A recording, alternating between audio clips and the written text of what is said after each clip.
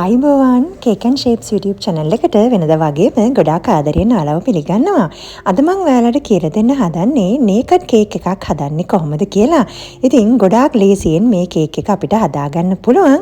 1 kg cake එකක් තමයි මම අද හදලා තියෙන්නේ. අඟල් 6 pan දෙකක් භාවිතා කරලා තමයි මම මේ cake එකේ උස අරගෙන තියෙන්නේ. cake එකේ උස අඟල් 4යි. ඒ වගේම cake එකේ පළල අඟල් 6යි. එහෙනම් අපි වීඩියෝ එකට ගිහිල්ලා බලමු කොහොමද මේ කේක් එක හදාගන්නේ කියලා. මුලින්ම මම කේක් එක කොටස් 4කට කපාගෙන මේ විදියට සෑන්ඩ්විච් කරගත්තා. ඉතින් ඔයාලට කැමති නම් කොටස් 2කට වුණත් ඔයාලට කේක් එක සෑන්ඩ්විච් කරගන්න පුළුවන්.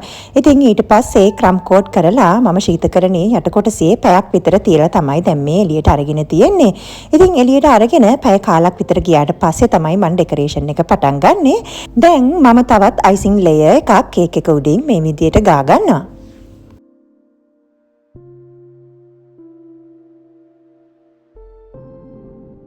දැන් ස්ක්‍රේපර් එකෙන් මේ විදියට වැඩිපුර අයිසින් ටික ඉවත් කරගන්න. ඉතින් මේ නේකඩ් කේක් එක ගොඩාක් ලේසියෙන් අපිට හදාගන්න පුළුවන්. මේ විදියට වැඩිපුර අයිසින් ටික ඔක්කොම ඉවත් කරගෙන අයිසින් ගෑවිලා නැති තැන්වල නැවතත් අයිසින් ගාලා මේ විදියට කේක් එක ස්මූත් කරගන්න.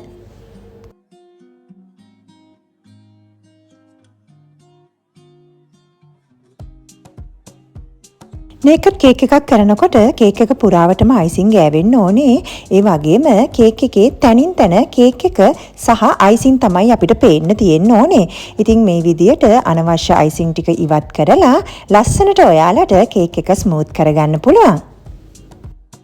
අවසාන වශයෙන් මං ඇල් වතුර ටිකක් අරගෙන ස්පැචුලා එක මේ විදියට ඇල් වතුරේ ඔබලා කේක් එකේ උඩ මේ විදියට ස්මූත් කරගන්නවා.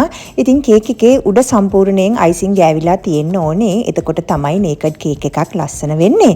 ඉතින් මේ වගේ මම ඇල් වතුර ටිකක් ආධාරයෙන් කේක් එකේ උඩ කොටස නීට් කරගන්නවා. ඉතින් මේ විදියට තමයි අපි නේකඩ් කේක් එකක් හදාගන්නේ. ඔයාලටත් මේ විදියට ලස්සනට නේකඩ් කේක් එකක් හදාගන්න හැකියාව ලැබේවි. එහෙනම් ඉතින් මේ වීඩියෝ එක තවත් කෙනෙක්ට බලන්න ෂෙයා කරන්න.